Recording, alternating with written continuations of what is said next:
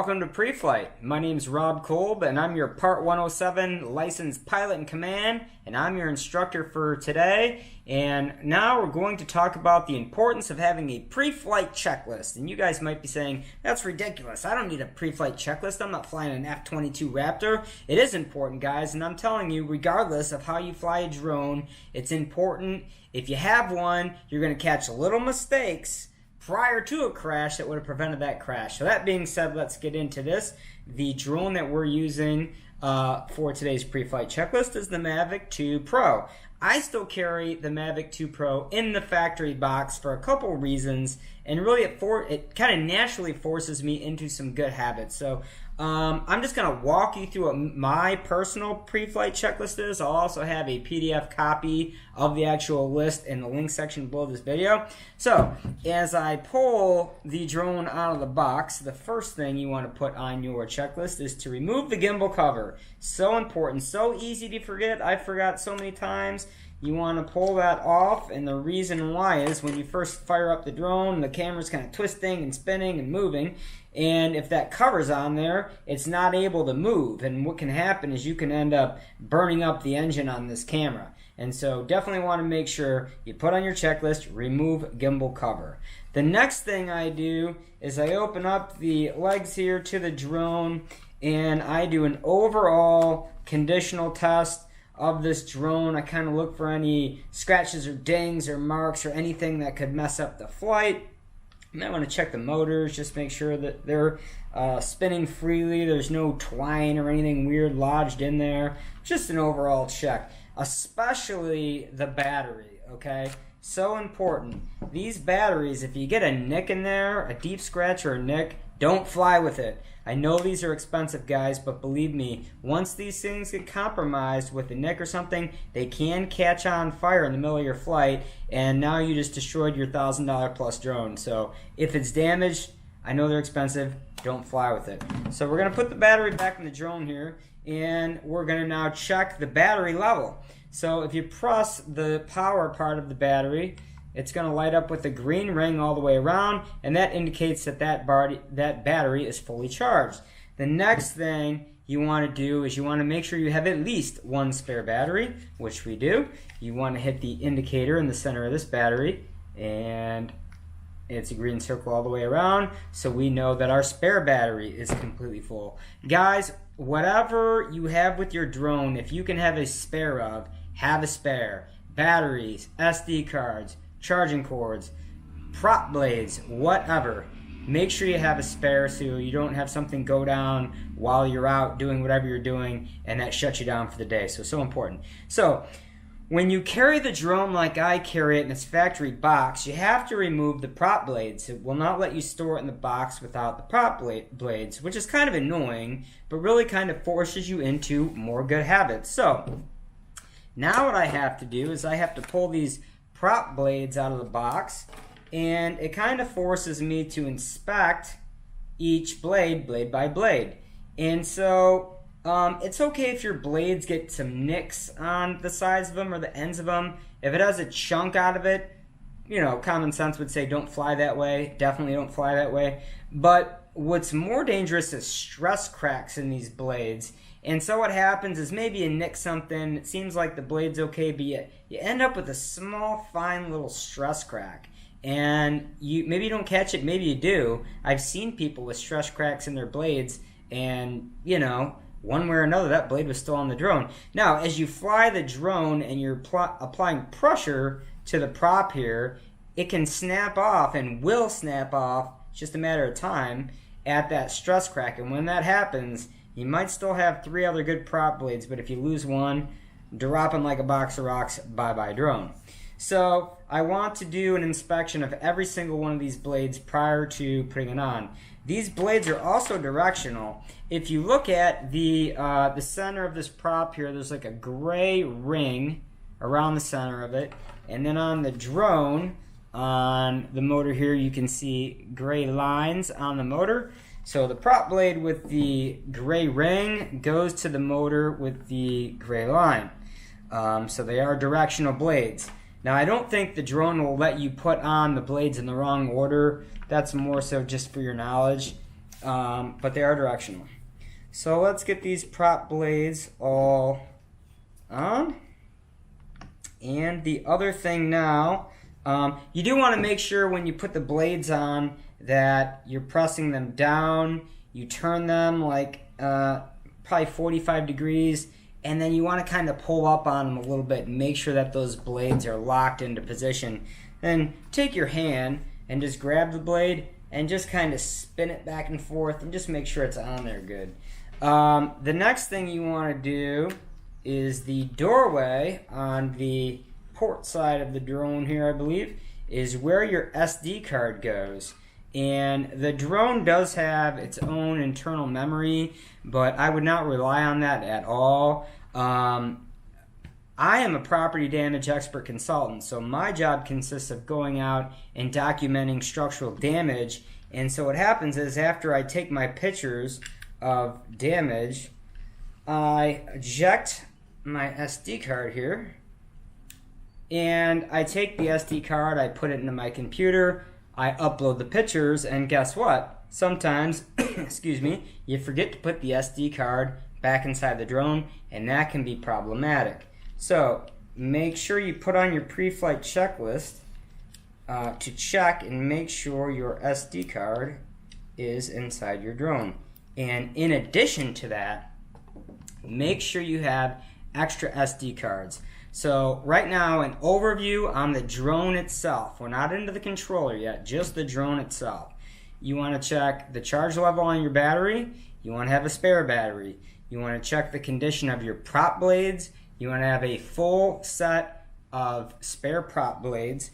You want to check your SD card to make sure that's in there. You want to have a backup SD card. You want to make sure your gimbal cover is off your camera, and you want to check the overall condition of the drone. That concludes the drone part of the pre-flight checklist. Now let's move into the controller and app part of the pre-flight checklist. Okay, so now let's get into the controller. So for the controller here, the first thing you're going to want to do is press down on the button on the upper right of the controller. You press down on this button, and on the display, you can't see me, it will say 98%, and that is the battery level of your controller. So you know that your controller is nice and charged. Now this does not have a battery that the battery is built into it, so you can't change that out. So really important you make sure that's fully charged before you fly. So the next thing you want to do is you open up the bottom of it here. This is where you're going to put in your phone or your device here, and then you open up the antennas on top here, and you get those all set up. Okay, and then the next thing you want to do is you want to put in your phone or tablet. Now pertaining to that, I don't recommend you use your cell phone as your flight screen, because if your phone rings in the middle of flight, it takes away your flight display screen, and if your drone's not in your sight, or if you're flying real close to something, that can be very disruptive. So I recommend you have a device specifically for flight with no apps, nothing on there that's going to bother you during flight. I use a iPad mini here, which is great, except there is one problem. The iPad mini cannot fit in the space that's provided under this controller. It's too big. It's not going to fit there. Hang on just one second.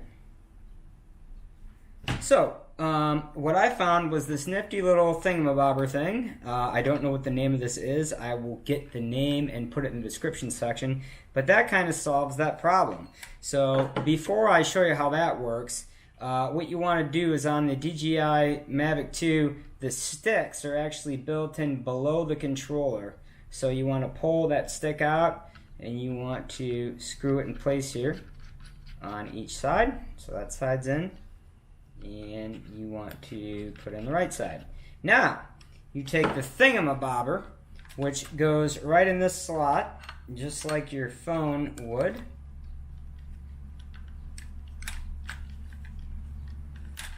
And hang on just one second. All right.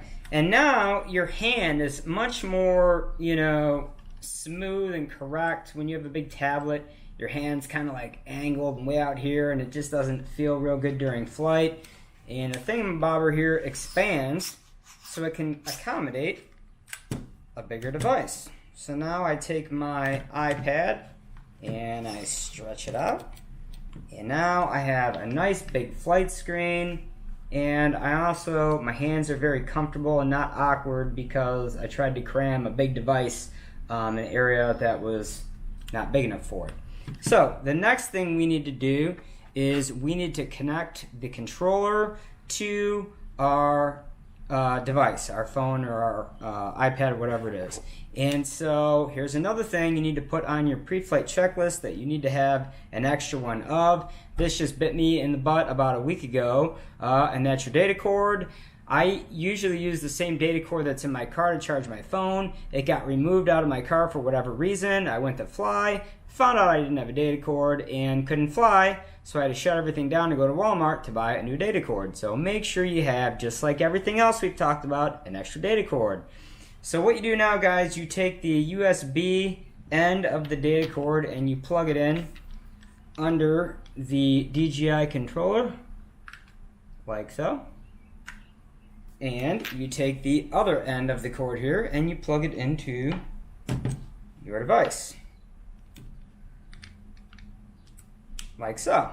Then after you have that all hooked up, the next thing you're going to want to do is you're going to want to go ahead and fire up the controller.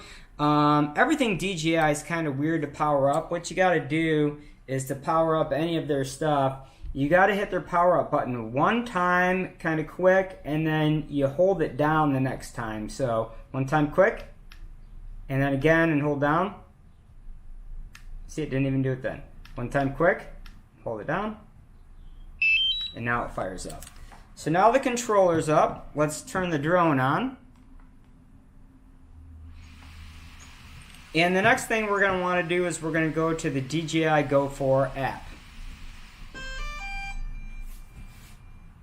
Okay, now it's firing up here, and some couple warnings, some indications are going to come across the screen initially. The home point has been updated. Please check it on the map. This per site flight database update comes up all the time. It's not important. I recommend keeping it up to date. This is not necessary, so we're going to hit ignore. And then the overall status panel on the controller, you want to make sure everything looks good. There's nothing that says error or issue or anything like that, especially the compass here. So the calibration of the compass is something you have to do on a very, very regular basis.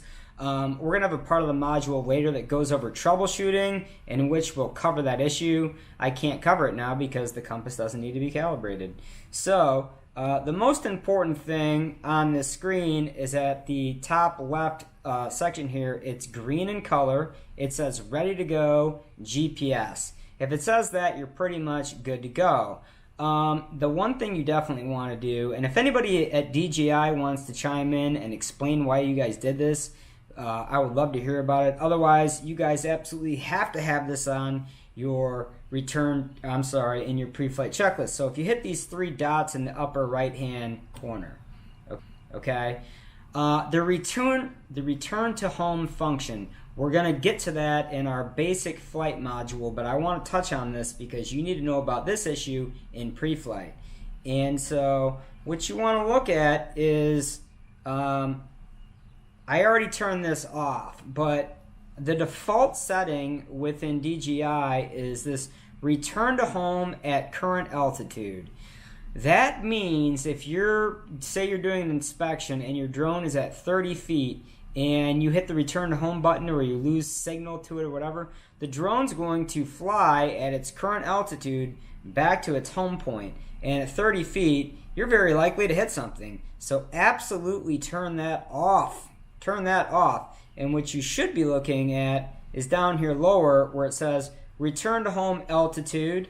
Right now it's at 120 meters, which is 393 feet in altitude. And that's really how you want to have it set up. So now what's going to happen here is if you hit the return to home button, let's say the drone's currently at 100 foot in altitude. The drone's going to, in this case, it's going to fly up to 393 feet, it's going to fly a straight line over to the home point where it took off from, and it's going to land straight down from there. And that way you're flying over anything, trees and buildings and such, and not crashing. So this whole return to home at current altitude is horrible, ridiculous, crazy. I don't know why it's there. Please somebody advise me on what I'm missing here, because I think that's an awful feature that no way is good for any pilot. So not to beat a dead horse, but in your pre-flight checklist, turn off return to home at its current altitude. And the last thing I want to get into here is we're going to go into a really cool app called Kitty Hawk. We have another training module that goes over recommended apps. Kitty Hawk is definitely one of those apps. And here is our flight deck within Kitty Hawk. There's a couple things you need to be aware of. We're going to go over two things in particular, and then we're going to cover this app in more depth in the recommended apps module. So you definitely want to be aware of your weather. So on here, for example, it says the wind is 14 miles per hour from the east. You have gusts up to 25 miles an hour. I would click on the forecast and get a little bit more information. The one thing that's really cool about the weather within Kitty Hawk is you can get the wind speed by height. All right.